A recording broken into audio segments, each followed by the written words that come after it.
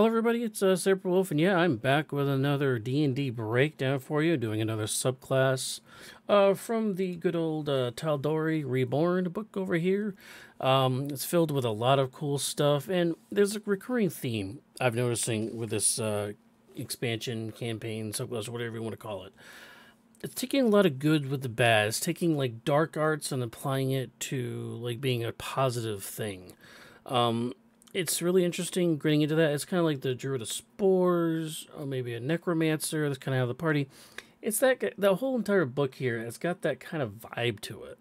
So, and this is a continuation of that. We're going to be going over the Druid Circle of the Blighted, and of course, right down below me here, you have this is a Camilla Spring Shower. This is the example it has in the book. So yeah, so check that out. It's yeah, it's interesting. It's kind of like a very very like diseased or corrupted like druid. So it's interesting. So yeah, so those who channel the magic of life and nature often find themselves drawn to a particular shrine or natural site, binding their body and spirit to the places of power.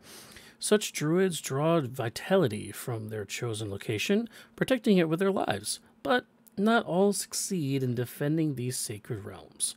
Whether through subtle corruption or vile magics, the tainted presence of an ancient terror, or a terrible mistake unleashed by the druids themselves, a land can become cursed with magic that wraps any druid bound to that land. So once again, we're taking the good with the bad. We're taking a bad and trying to make it usable, flexible. So again, this is the recurring theme of this whole entire book. So at level 2, we have Defile Ground. When you choose the circle, you can use a bonus action to corrupt a patch of land or an area of water in a 10-foot radius centered on a point within 60 feet of you. So 60 feet away, 10-foot radius area. So not too bad. This corruption lasts for 1 minute. The corrupted area is difficult terrain for creatures that are hostile to you, so it doesn't affect your friends. Additionally, when a creature in the area takes damage from an attack or spell for the first time on a turn, so each person's turn, it would take this damage. It takes an extra 1d4 necrotic damage. So if your fighter hits it, it takes an extra 1d4. And then if your wizard hits it, it takes an extra 1d4. You can move this patch of corruption up to 30 feet as a bonus action. So it's kind of like that moonbeam thing almost, like we mentioned before, but a lot less damage. But it could be compounding damage depending on how many creatures are targeting it and how many hits it's getting on each turn that's going in for it. So the bigger the party, the more damage you can hit. But however, it does not affect flying creatures because we're talking about a patch of ground. We're not talking, it's not airborne or anything like Moonbeam is. We can call them 40 feet up into the air. This is just that area of land or water that it's affecting. So once you use this feature, you cannot use it again until you finish a short or long rest. So unlike the cleric we just saw, everything was long rest, this can be reused on a short rest, so you can keep using it on dungeon crawl. At 10th level, it gets a little powerful, and the area defiled increases to a 20-foot radius, and the extra damage increases to 1d6. At 14th level, the damage increases to 1d8. So the higher levels you go, the bigger the party. Each turn, you can do 1d8, 1d8, 1d8, 1d8 necrotic damage. The only thing about necrotic damage, though, you have to keep in mind is that a lot of your enemies that you're trying to bring down, with your righteousness, usually are typically immune to necrotic, like your undead and such, or hey, at least take a reduction of the damage to them. So make sure you keep that in mind when building this class out. Some of the things you're going to be facing is not going to be great with the necrotic damage there. Also, at level 2, we get another thing. We also get a Blighted Shape. Your physical form begins to show effects of corruption you wield, tracing blackened veins across your skin, producing gnarled, bony protrusions or other eerie phenomena. You gain proficiency in the Charisma Intimidation skill. Oh, so you get an extra little proficiency. So that's kind of cool. Additionally, while you are transformed by your wild shape feature, your beast form gains +2 bonus AC as gnarled spines protrude from your body. So your skeletal form or your outside form kind of increases your natural AC that you would have in your natural form. So that's kind of cool there. Also, your beast form also gains dark vision to 60 feet. If that form already has dark vision, add the 60 feet as a bonus to its base dark vision. So in other words, if you shape shift into something that already has dark vision, you get an additional 60 feet on top of that. So if you had 30 feet of dark vision, you'll get 90 feet of dark vision for that form. So at 6th level, we get Call of the Shadow Seeds. You learn to summon a feral children from the forest from the life force of your enemies. When a creature that is not undead, again we're going back to the whole undead thing with necrotic. When it's not undead or a construct takes damage within the area of your defiled ground feature, you can use your reaction to summon a Blighted Sapling in unoccupied space within 5 feet of the damaged creature.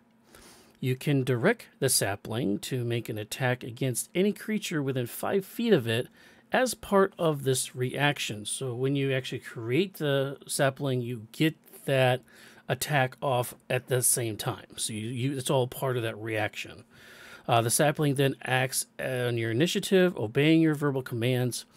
The Blighted Sapling remains in your service until it either reduces to 0 hit points, you end your next long rest, or until the summon another sapling. So you can't have multiple saplings. You can only have one sapling up at a time. When that happens, it crumbles into a foul-smelling mulch. You can use this feature a number of times equal to your proficiency bonus, regaining all uses when you take a long rest. So again, there's the progressive getting stronger of this ability using your proficiency modifier to keep this balanced, not your wisdom, modifier to continue that up there through. Now, what is this Shadowblade, you ask? Well, this is basically what it looks like. This is the stats I have created for the page here. The armor class is 10 plus your proficiency bonus. The hit points are 2 times your current Druid level. So if your Druid level is, say, 10, it has 20 hit points. Movement speed is 30 feet. Strength 8, Dex 12, Con 12, Dex 13, Con 12, Intelligence 4, Wisdom 8, Charisma 3, so you're not going to win any beauty pageants with this thing. They are vulnerable for fire, so fires can do a little extra damage to them. They are resistant to necrotic and poison. They are immune to blinded, deafness, and poison. Their senses, they have blind sight of up to 60 feet. However, outside of that 60 feet, you have to treat it that they are completely blind. So if the creature runs away from them, the 60 feet out of their view range, you can no longer track them down because they can physically not, or metaphorically cannot see them. It will understand the languages you say. Their challenge rating is your proficiency bonus. Now remember that when we get to that later. So if you have a proficiency bonus of 3, that's what its challenge rating is 3. It does have a claw attack. Its attack to hit is your Druid spell attack. So you use your spell attack on your character sheet for what you need to roll to make the attack with. It is a melee attack of 5 feet away to one target. It is 2d4 plus your proficiency bonus as damage. So if your proficiency bonus is 3, it's 2d4 plus 3, so it's not that bad, and it's considered piercing damage. Now level 14, this does upgrade into a multi-attack, so you can actually make 2 attacks with this when you level up to 14, so that's kind of cool. So and that's actually not that far away, so kudos to that. Let's go back into our sheet here, and then we get to level 10. This is Foul Conjuration. The creatures you conjure are malformed and bloated with toxins. Any beast, fey, or plant, including the Blighted Saplings that we just mentioned, summoned or created by your spells or class features, gain the following traits. Blighted Resilience. The creature has immunity to necrotic and poison damage along with poison condition. So with the blighted thing that we mentioned before that has that necrotic and poison immunity stuff kind of thing, that actually applies to beasts and fae that you actually create with your conjuration spells. It also gains Toxic Demise. When the creature is reduced to 0 hit points, it explodes. Each creature within 5 feet of it must succeed on a Constitution saving throw versus your spell DC, or take necrotic damage based on the creature's challenge rating. See table. As a action, you can cause this creature to explode, killing it. So in other words, you don't have to wait for it to die or to die on its own through 0 HP. You can actually use your action to just blow the thing up if you want to.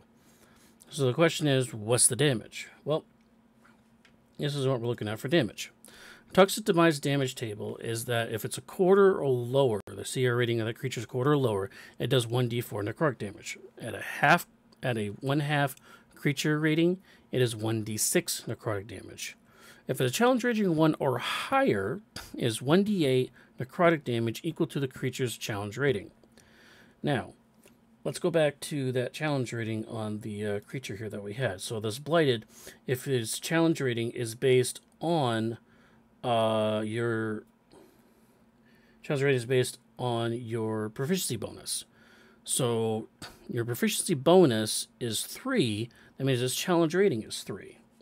So we go back to this where so that is a 3d8 necrotic damage burst within a 5-foot radius of wherever that blight is. So if there's two targets next to that, you will cause 3d8 necrotic damage for that area. Now, if there's no challenge rating attached to whatever this is, it is considered a 1d6 necrotic damage equal to your proficiency bonus. So it takes a little bit of a penalty for not having a challenge rating, which flips over to your proficiency bonus, which is what you're using anyways for the challenge creature rating, if it was your blighted, to do the damage there. Not bad.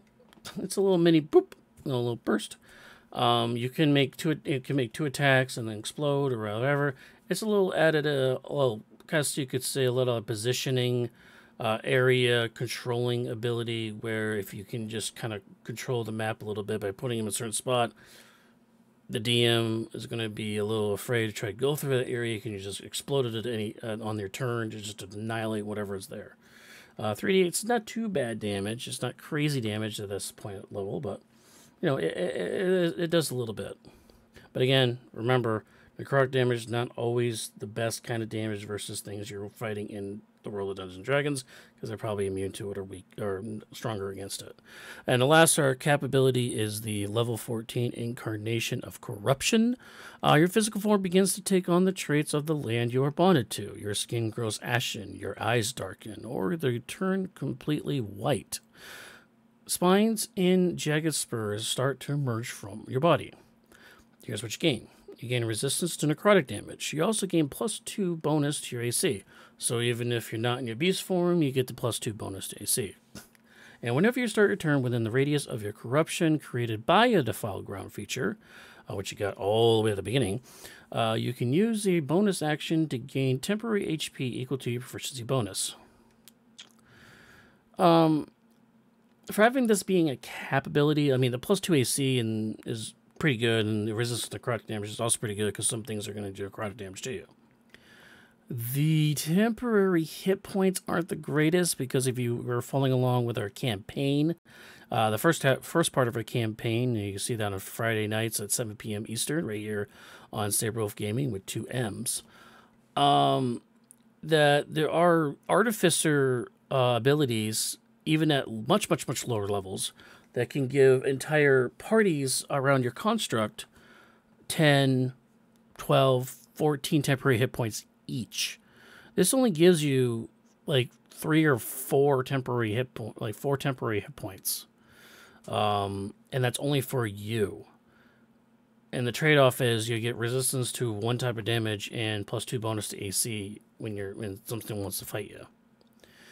It's not. I'm going to say this is probably this is a very weak cap ability for the Druid. I'm not impressed by it. So, but for flavor wise, for this. I will say that this Druid is flavor-wise nice. It's kind of a new kind of take on the Spore Druid, and I would love to see this, if this was the Druid at the end of the first part of our campaign for the Mines of Fendelver. If that was the Druid we were fighting, because it did have those kind of blight things in it, that would have been perfect for that. But I will say, versus some of the other ones we've reviewed already, this is not a strong one. I mean, plus 2 AC to your Wild Shape ability is pretty good. But overall wise, and a slight manipulation to some of your conjure abilities to make them explode, it's, it is what it is. But that'll do it for this thing. Don't forget to come on back to my D&D breakdowns, where I'll be going over the monk next time from the tal'dori Reborn. Now, that is the monk, the Cobalt Soul. That is the monk that Marisha did play from the second campaign. So I can't wait to go over that with you. All right. I am Sabre Wolf. Thank you, and have a good day.